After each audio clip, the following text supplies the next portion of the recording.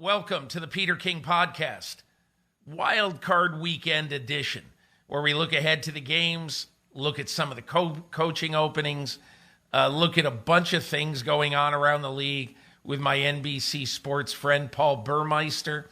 And also, we'll be joined later in the show by Rich Eisen of NFL Network to talk all things NFL. And I'm also going to ask him, being a Michigan man, what he thinks about the future of one Jim Harbaugh and whether that future might include the National Football League. But Paul, good to be with you. I'm it's always an interesting time on Black Monday, the day that the axe swings for some coaches and general managers. No different this year, probably not voluminous the way we might have thought. The Giants, for now at least, have hung on to Joe Judge. We don't necessarily know if there might be a surprise or two in the next week or so. I'd keep an eye on New Orleans, just to keep an eye on it. I don't know. I'm not predicting anything's going to happen, but I just keep an eye on it. And I think we were all surprised by the fact that the Miami Dolphins fired a coach who, after starting 0-7 in 2019, has gone 24-18 since, despite navigating some very, very difficult waters that included an inconsistent quarterback situation when Brian Flores arrived, and then riding some choppy waters with Tua Tagovailoa. That probably was my biggest surprise. Hello, Paul, and give me your take on Brian Flores and the Miami situation. I'll back up to a couple of weeks ago, Peter, and I feel somewhat foolish, but I can laugh about it a little bit. I think 2 weeks ago we were talking about the Dolphins. I said, well, at the very least, you don't have to worry about your coach of the future moving ahead here because they didn't lose in November and December. I mean, in that sense, it's unprecedented. They let go of a coach. And I know they didn't play a lot of great quarterbacks and a lot of great teams, but shocking, I think beyond surprising, that after they won 8 out of 9 games, they fired a coach. And I participated in your end of the year awards here in the last couple of days, and I said that he was my coach of the year. I had Brian Flores above everybody else. So this is a shock to me. To me, you make a drastic move like this when your coach is preventing you from being one level up. And I think it's foolish for any team that's, let's say, 5-12 to expect to be 12-5. But if your owner thinks, okay, this 9-8 team, like the Dolphins, my team that was 9-8 should have been 11-6, and we're not because of the head coach. If you feel that way, you make the drastic move. Do you really think Brian Flores is the reason they're not better than 9-8? I would say emphatically no. So that's why it counts as a shock to me. To me, he got them to overachieve after a 1-7 start. They were playing with a lot of emotion, some pretty good execution. I think inspiring football in November and December. And this one didn't make any sense to me. Anytime there's a situation like this that everybody in our position says, what in the world is Stephen Ross doing? What a horrible mistake this is. First thing that comes to my mind is there's a lot bubbling right underneath the surface here. Obviously, you don't fire a guy who finished the end of this season going 8-1 with his team. It just seems absolutely foolish. And so I'm waiting to hear the stories. Jeff Darlington on ESPN on Monday said that his relationship with Tua was virtually non-existent. There was not a lot of trust between coach and quarterback. And look, the only thing that I have viewed as real red flags with Brian Flores is that he coached there for 3 years. And I might be off by 1 or 2 here, but I believe he had 3 offensive coordinators and 5 offensive line coaches in that period of time. And, what's the reason for that? What's the reason that, say, Chan Gailey walked out the door? What's the reason, why so many guys go in and out of such important positions, coordinator, quarterback coach, offensive line coach. Those are the things with the roiling of the positions and the coaches that, basically I look at that and I say, there's something there. I don't know what it is. And I'm not trying to sweep anything at all under the rug. I'm just, because I don't know what happened in all those individual situations. I just know that, because of the constant churn at quarterback, at offensive coordinator, at quarterback coach, at offensive line coach, to me, that stuff leads to a lot of voices saying, what is going on here? So, in my opinion, Paul, I think we're going to learn some more in the coming days and weeks that we don't know now about what really was going on in Miami. I think that those are very fair points to bring up, even though the ones I brought up are a little bit on the other side. Just because you win a lot at the end of the season doesn't mean that there is this general nothing to see here, move along. There could be some real issues beneath the surface. And if they are picking head coach over quarterback, I do say that's questionable in this case. I think Tua was encouraging at the end of the season. There's reason to feel like he's moving in the right direction. But if I had to pick one or the other, if it's just about the head coach and quarterback here not having a great relationship, I might have picked the coach instead of the quarterback. What would you do right now if you were in meetings right now with, with Joe Judge, if you're John Mara, if you're Steve Tisch, the owners of the New York Giants? It's been a disaster there, especially the second half of Judge's year 2. You think you'd want to give him one more year? Or would you say, look, there's just too much mayhem. We wanted this to be a stable situation, but it just isn't. They clearly want it to be him, Peter. I mean, everything about what they've done from their leadership says we want Joe Judge to be the coach. Now, what I really want to know, is that because they don't believe in making a change after a short period of time, after only a couple of years? Or are they really seeing things on the field that we're not seeing on Sundays to make them believe this guy has it moving in the right direction? Because just from an educated fan's point of view, I kind of line it up to what I just said about the Miami Dolphins. They look to be playing inspired football the last couple of months, a non-playoff team that was playing with fight and execution most of the time. You don't see that with the Giants. And in fact, you don't see anything even close. The last couple of months of their season, and I know they don't have their quarterback, but it's been about double-digit losses and really failing to score double-digit points most of the time. So they want it to be him. If they're in meetings with him, which they are, I'm looking for reasons that I didn't see on the field to believe that he has this team moving in the right direction, because everything we saw on game day says that he doesn't. What's so weird is that we're talking about two highly respected members of Bill Belichick's coaching staff in 2018, of the Super Bowl era of the Patriots.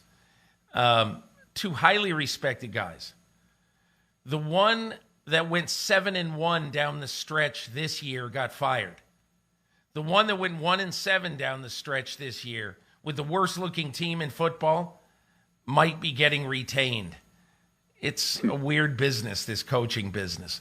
But I'll just say one other thing about the Giants.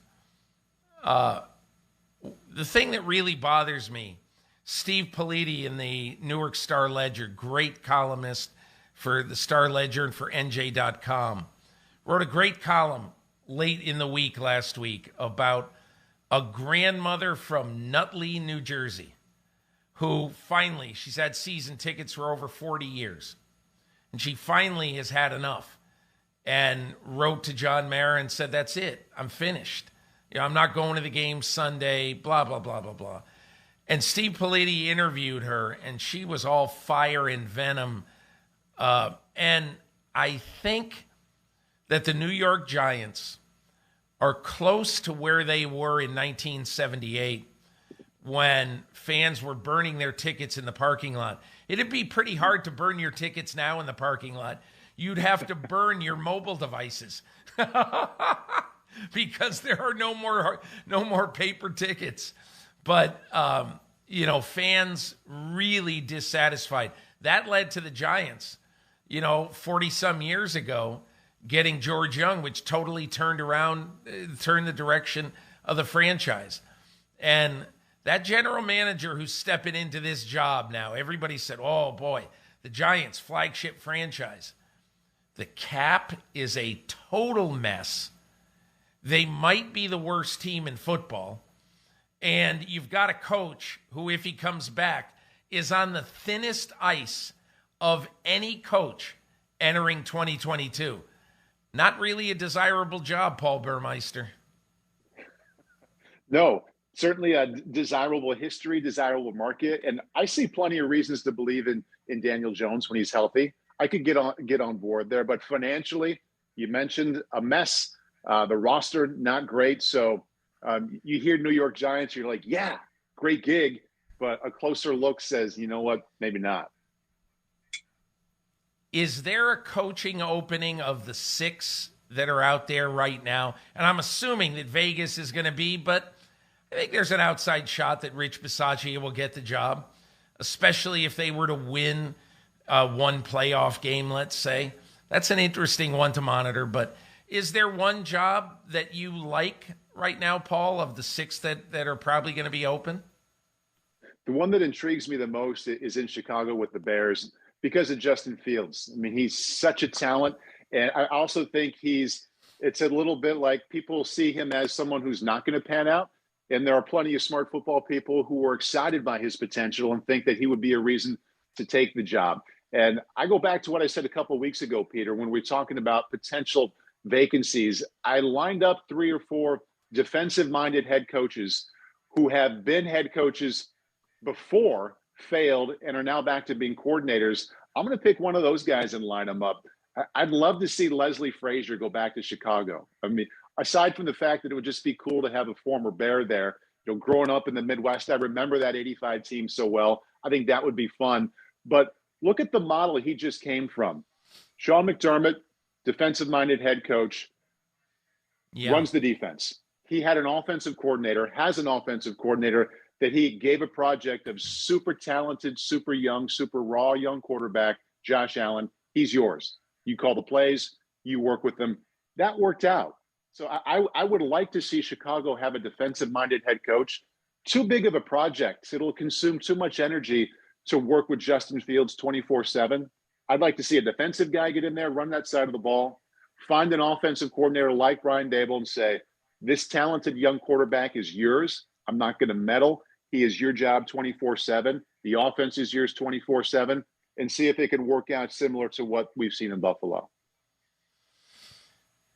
The one job that really interests me, and I wrote in Football Morning in America this week about the Denver Broncos, there will not be a team that will be more desperate and more aggressive, I believe, in this offseason than the Denver Broncos, and I'll tell you why. First of all, they have not had 5 consecutive losing years since the Nixon administration a half century ago. And there is real restlessness, not only among the front office, but also the fans. This year, for the first time, you're seeing significant no-shows in Denver, which is really unheard of. That is a loyal fan base. And so, and I also think that they are going to move heaven and earth to finally solve the quarterback problem. I wrote in my column this week that in this century, in the 21 football seasons in this century, the Broncos have had 22 starting quarterbacks. They have got to get off that carousel. Vic Fangio himself, in 3 years, had 7. And they have got to get off of that merry-go-round of quarterbacks. And I think you're going to see George Payton, the general manager, make a great offer to either Seattle for Russell Wilson, to Green Bay for Aaron Rodgers, or if need be, although I definitely don't think it'd be their first choice, to Houston to try to get Deshaun Watson, who obviously has his own problems and is very tarnished and may have to sit some or most of the 2022 season. But I know that there's desperation in Denver, and they're going to try every possible way to try to fix that thing. Paul, I did something else in my column this week that I want to discuss with you. You referred to it, and that is you were one of the voters on my team, not on my team, but on my list of awards for the regular season. And I basically was prompted to do this by what Hub Arkush said last week about Aaron Rodgers, which I thought was really disgusting, honestly, saying that Rodgers is a bad guy. I'm not voting for him for the MVP. Implied that there were others on the list who were not going to vote for, others among the 50 voters who also were not going to vote for Rodgers because he was a jerk and tested positive and lied about it and everything. And I don't know. To me, that reminded me of the old stories I heard. I grew up in Connecticut. My dad got me into being a huge Red Sox fan. My two brothers, we were on the Mason-Dixon line. Red Sox on one side, Yankees on the other. And the Red Sox stunk, but my father loved the Red Sox. He loved Ted Williams. And I always heard growing up, man, the writers hated Ted Williams. They took it out on him. And I looked into it. Ted Williams, perhaps the greatest hitter of all time in baseball, won the Triple Crown twice and batted .406 in 1941. So 80 years ago, Ted Williams batted over 400, the last time in Major League history that a player batted 400 for a full season. In none of those 3 seasons did Ted Williams win MVP.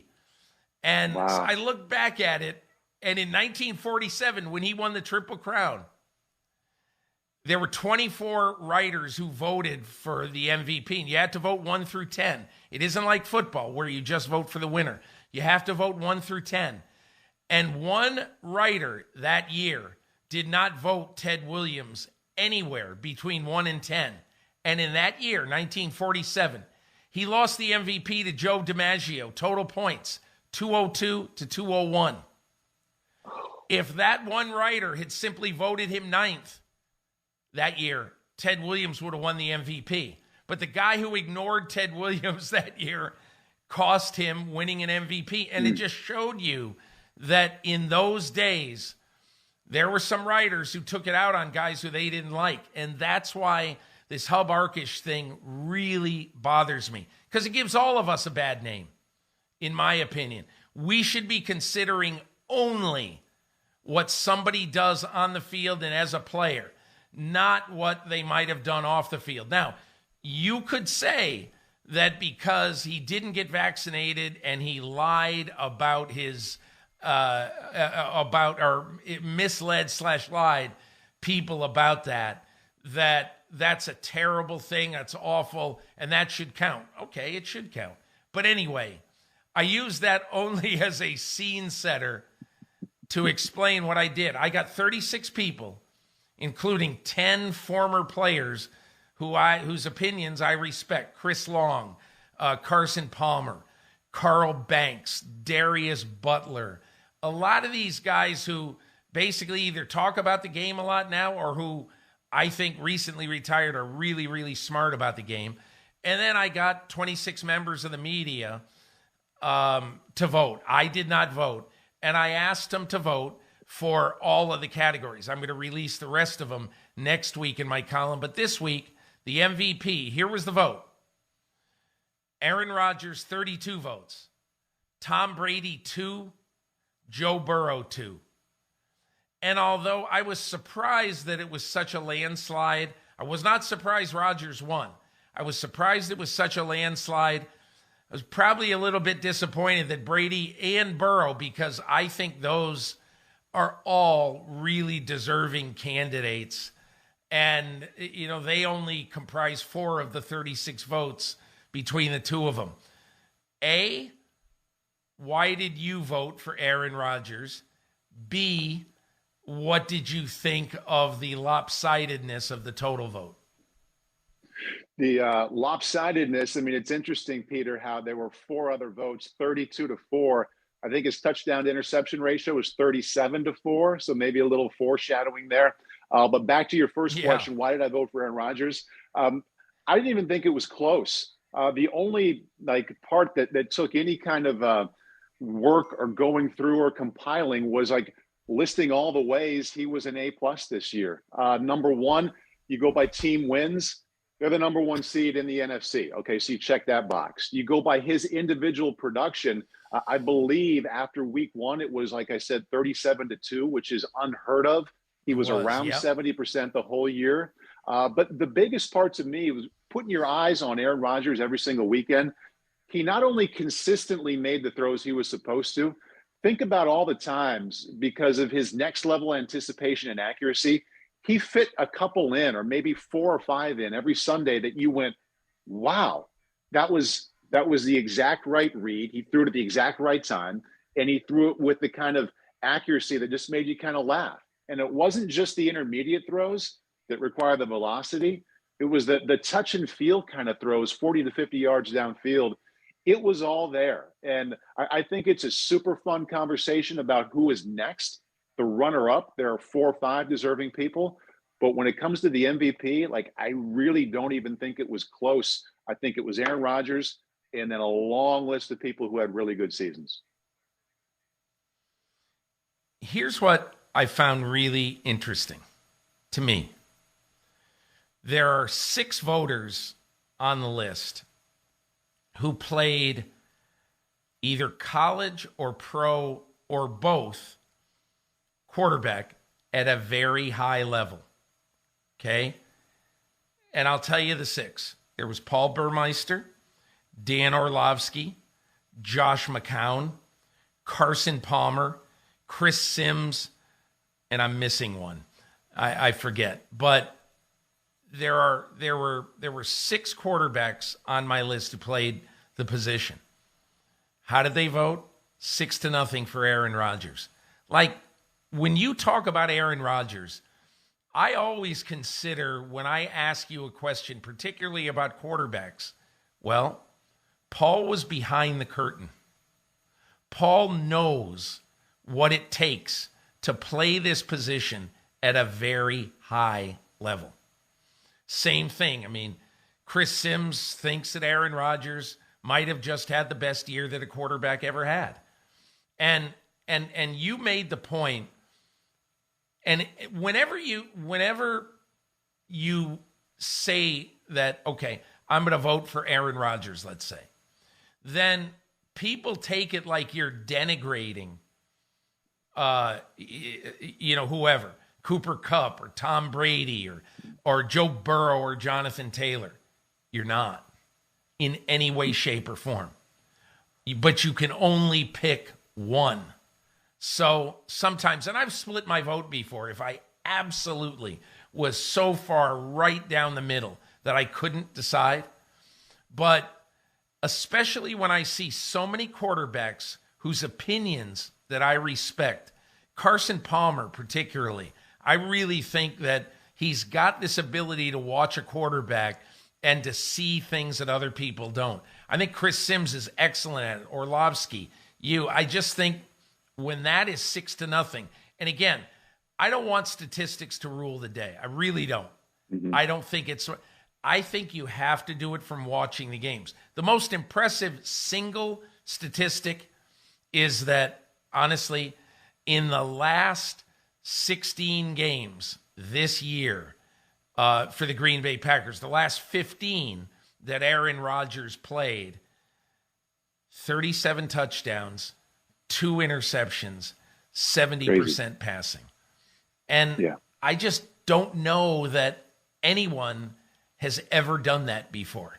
And so I think you can tell which way I'm leaning on my MVP. I'm one of the 50 Associated Press voters.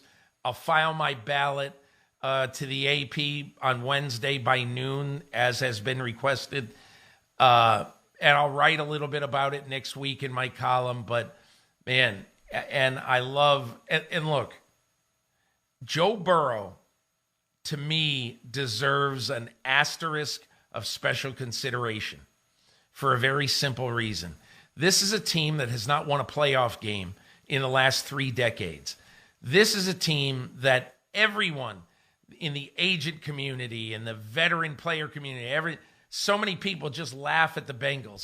They're anachronistic. They're the 70s Bengals. They're all this. Joe Burrow went in there and he said, man, screw this. I don't care what anybody thinks. We're going to win, and we're going to win right now. He'd tell anybody who was interested, I don't want to hear any excuses. We're winning here. And some of the throws he's made this year, some of the wins he's had, and look, they lost to the 49ers about a month ago, but he made one of the great throws of this NFL season, throwing across his body to a window this big, to a window the size of a Rubik's Cube, to Jamar Chase in the end zone. There are some plays that he made that I just can't forget. I love the impact of Joe Burrow. And to go 4-0 against the Steelers and the Ravens, the teams that have dominated this division for the last 20 years, I love Joe Burrow. Joe Burrow might be second on my list for the simple fact that he accomplished what he accomplished in Cincinnati. But, I'm curious. You watch all the quarterbacks. Give me your view of Burrow. As I'm sitting here listening to you talk about Burrow, first of all, I'm lining him up to the person we just talked about, Aaron Rodgers. And what stands out about both these guys, Peter, is that they're both risk takers. And I don't want people to think that they're careless, but they watch their throws. They're not just checking the ball down. They're not taking the easy ones. They compile an extremely high rate of efficiency while pushing the ball downfield, like you said, into tight windows, and they do it all the time. It's a small thing. It's easy to say, but those two guys are not afraid, and they're not afraid on any Sunday, Monday, or Thursday they play, and I think that with their talent makes them really fun. We've talked about Joe before, and my lead with Joe Burrow is that what he had going for him at LSU, all goes to the right place, and it goes to the right spot, and it goes there on time. He's doing it in the NFL. Not at the same rate of efficiency, not quite as often, but there isn't that much of a drop-off. The outstanding Joe you saw in the SEC is the really good Joe you're seeing now in the NFL. The talent level, the pressure, the fact that he's in Cincinnati, nothing changed him. Nothing took him off his game that made him outstanding at the previous level. That's what I really appreciate and respect about him. I want to take a soft right turn right now to looking at Wild Card Weekend. And the thing I'm most curious about, Paul, is I thought it would be fun if both of us took an underdog and this weekend in one of the 6 games. If both of us took an underdog and then defended the pick about why we were picking them. So let's just go. I'm just going to go through each game and tell you the line on each game. And believe me, I'm not doing this for gambling purposes because I don't. I don't gamble on games. But I am just going to tell you just to say, okay, here's what people are thinking about these games. Philadelphia at Tampa Bay. Bucks favored by 7. San Francisco at Dallas. A much tighter spread than I thought it would be. Dallas by 3. Arizona against the Rams. The Rams by 4.5. Makes sense. Pittsburgh against Kansas City. Sunday night when I looked, it opened at 14, which shocked me that the Steelers would be a 14-point dog in any game. But it opened at 14. It's now 12.5 with Kansas City. New England against Buffalo. Buffalo by 4.5. And then the Raiders against the Bengals. A little bit bigger line than I thought. Cincinnati by 6.5. And some of that, I would guess, is because Cincinnati is at home, rested a lot of its guys, including Burrow, who's had some knee tweakiness, and the Raiders playing a highly emotional game on Sunday night, and then traveling to play a Saturday afternoon game in Cincinnati. So Give me, of all in those 6 games, give me a dog that you like. My favorite dog, not only to cover Peter, but I'm taking them to win. New England at Buffalo. And I've got a couple of reasons here. Number one, I go back to that scene at the end of the game a couple of weeks ago, right after Christmas. Josh Allen played so well, led the Bills to a win, and you could just see the respect and admiration Bill Belichick had for him and the way he greeted him and said congratulations after the game. I don't think Buffalo, as much as I enjoy watching them, as much as I believe in the total team, I don't know if they can win all the way through the postseason without Josh Allen being at an A level. He is such a giant part of what they do and who they are, even more than the other quarterbacks. I think some coach is going to give him a B- kind of game in the next 3 or 4 weeks. And I believe it's going to be Bill Belichick. And it started me thinking that with how much how he interacted with him after that game. He more than has his attention. And I think he's the guy that can take him a level down. And New England is just ripe for a good performance, Peter. I mean, they haven't been great 3 of the last 4 weeks. They've lost 3 of the 4 times. And I just feel like they are, like I said, ripe for a much better performance than they've had the last 4 weeks. And the combination of those two things that jump out to me, I've got them not only covering, but I think they go to Buffalo and win too. Yeah, I'm going to that game, and I am intrigued by that. And look, I also think it helps a lot that Mac Jones played in that environment, in that weather 6 weeks ago, 5 weeks ago, whatever it was, and he won the game. Now, Mac Jones didn't do a lot in that game, obviously, but at least he knows now what the environment's going to be. And he knows also that Bill Belichick's charge to him is going to be, do not turn the ball over, protect it. I just looked at the weather last night. It's probably going to be around 10 degrees, chance of snow, some wind. I mean, it's going to be inhuman conditions to play football, but that's January in the north, in the Northeast particularly. I really like your pick on that one because I think it is almost a coin flip game. The one that I like, and it's just because in watching them play on Sunday, I started to see a team that could create a lot of problems for the Dallas Cowboys, and that's the 49ers. First of all, I believe that Kyle Shanahan is going to play this game the way he played postseason games in 2019 when the Niners were in the Super Bowl. Whether or not you can say whatever you want, he's doing it because he doesn't believe in Jimmy Garoppolo, whatever the reason is. Garoppolo played well down the stretch in overcoming a double-digit deficit in a playoff-type game against the Rams. Played fantastic in that game. But it's also the fact that I believe the 49ers in that game are going to be able to run the ball with a guy who was on nobody's radar at the beginning of the year, Elijah Mitchell. And I think they could play a ball possession game, keep it for 35, 36 minutes. Why is that important? Because you want to keep the ball away from Dak Prescott in this game. Obviously, they have an explosive offense. They're happy playing a game in the 30s because they think they can outscore you. They had a great offensive year. 2 of the last 3 games, even though the Philly game doesn't count because Philadelphia was playing a lot of backups. But 2 of the last 3 games, they've scored 50 points. So I think logic says that Dallas is going to roll through this game. I kind of like the Niners. Shanahan has been there. I think he'll know how to play this game. So anyway, those are 2 of our favorite upsets in that game. Paul, I want to hit on 2 other things quick if we can. So it's been widely discussed, the end of the Raiders-Chargers game. Brandon Staley has been widely panned for calling a timeout with 38 seconds in the game when in overtime, when if it did stay tied, both teams would go to the playoffs. I want to hear, about sort of the scintillating part of this game and what you thought watching it, and B, what you thought of the strategy.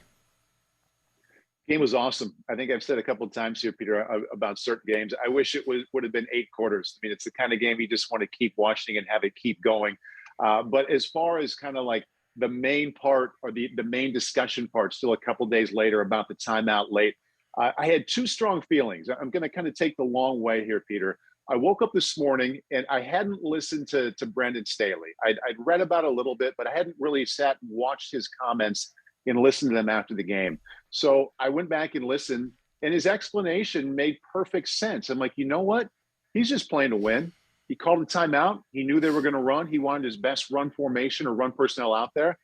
I'm with him. I'm not going to beat this guy up about that. Then I went back, Peter, and I watched the end of the game in real time 3 or 4 times. And I completely came to the other side in the sense that there was a feel. There was a feel in this game at the end that the Raiders, they weren't taking a knee, but they weren't taking charge of the run game. They weren't executing the run game to get to the 30 to get or to kick a field goal. You watch out of the 2-minute warning, and I put a lot of stock into this, Peter, because at the 2-minute, they clearly went to the sideline and came back with a plan. And you watch the way Josh Jacobs carried the ball the first time out of the 2-minute warning. It was one step ahead of take a knee. It was as soon as there were people around him, put both hands on the ball, just don't fumble. And I think that was kind of the message. That was what they were going to do. And once the timeout was called, it got in the way of the natural flow of the game. It stopped that feel that even though they weren't taking a knee, they weren't hair on fire sense of urgency. You got to get this first down. And once they sent them to the sideline, you watch Derek Carr. He interacted with Greg Olsen, the offensive coordinator, in a way that said to me, let's do this. Let's call a play. Let's get some sense of urgency out there. I think they kind of regathered themselves. And that timeout stopped the flow that was working in their favor. So I've been on both sides here this morning, but the side I'm standing on now, after listening to Brandon and watching the end of the game again, I think that was a mistake because there was a real feel, and he got in the way of that feel, and interrupting it and stopping it led to them losing that game.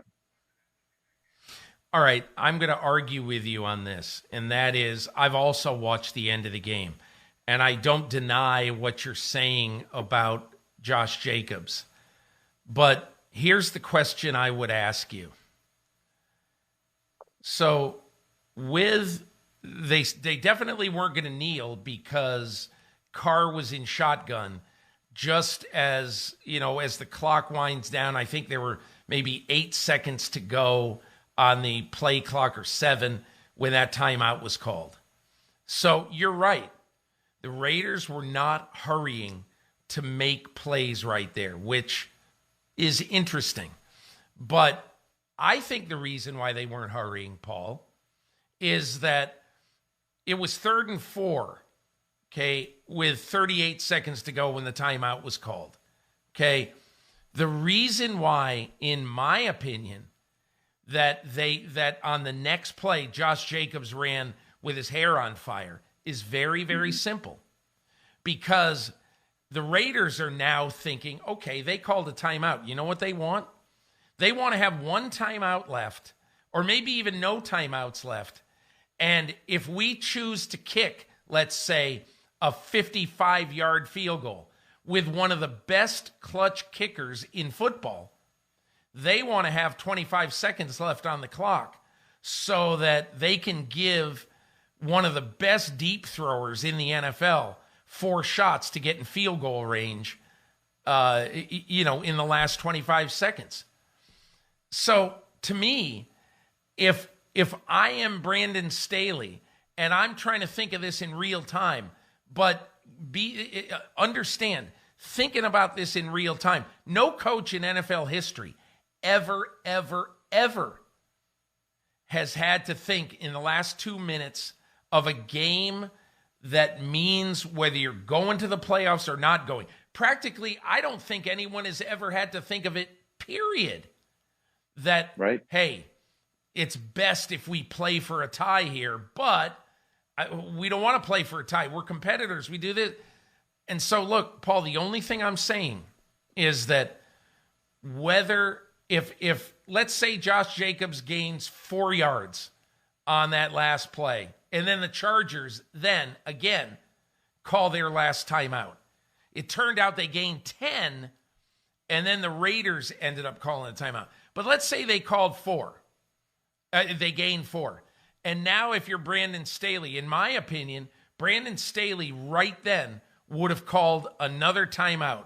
So let's say with 27 seconds to go, let's say, Carlson would have been on the field to kick a, I think, 54-yard field goal, a 54-yard field goal. And then with 22 seconds to go, or whatever, 24 seconds to go, then the Chargers would have gotten the ball back with a chance. They would have had to get 45 yards in 3 plays. So who knows? You can say, oh, they'll never do that. Justin Herbert is the quarterback. It is a 2-hour conversation. There's tremendous ifs, buts, and all that stuff. So that's the way you thought. I'm interested in that. That's the way I thought. We're going to end it just with one final quick question, opinion for each of us. As we sit here right now, as you sit here this moment, and you look down the road, okay, I want you to pick one team that nobody thinks is going to win the Super Bowl that you think has a heck of a shot to win the Super Bowl. Boy, one team that could surprise, get to the Super Bowl. You want me to give you mine first while you think? You want me to give you mine first?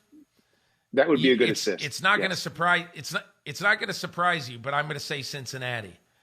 Okay. You know, they've already proven in going 4-0 against the Steelers and the Ravens, and then beating Kansas City at home late. They've already proven, in my opinion, that Joe Burrow, again, over and over again, is not afraid of the big moments and can play at a high level in the big moments. And look, I think every team in the AFC is flawed. Every one. I think the Bengals have a shot, Paul. I'm going to go back to the 81 Super Bowl, and I'm going to pick the Niners opposite of your Bengals. Or was that 82? It was sometime in the early 80s. But I think there's really something too, Peter, the fact that you have to play playoff kind of football in late December, early January, once you arrive to the playoffs, to have that momentum on your side. I think they have that against Dallas this weekend. So like you, I wouldn't be hugely surprised if they won this weekend. And then you look at, do you have to, or in the NFC, you have to find a way to beat the Packers. And that's probably a 17-16, 21-20 kind of game. I think the Niners and Kyle Shanahan and Jimmy Garoppolo, who I still believe is underrated, I think they're comfortable in that kind of environment. So for a surprise pick, 49ers on the NFC side, I wouldn't be shocked at all.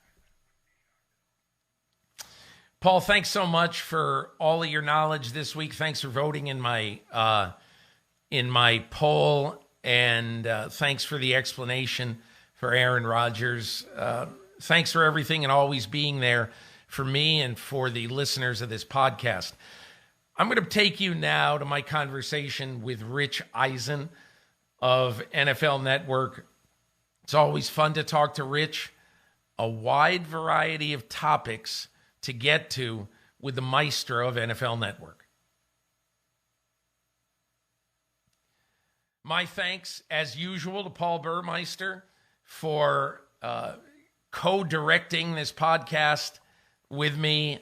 We always have such a good time talking NFL. And to Rich Eisen of NFL Network for his knowledge, for his insight on all things NFL. Appreciate everybody listening. We'll look forward to chopping it up about the 6 wildcard games this weekend and looking forward to the divisional round in the second week of the playoffs. Thanks so much for listening to the Peter King Podcast. Hi, I'm Mike Tirico, and thanks for watching. Make sure to hit subscribe for the latest news and highlights from NBC Sports.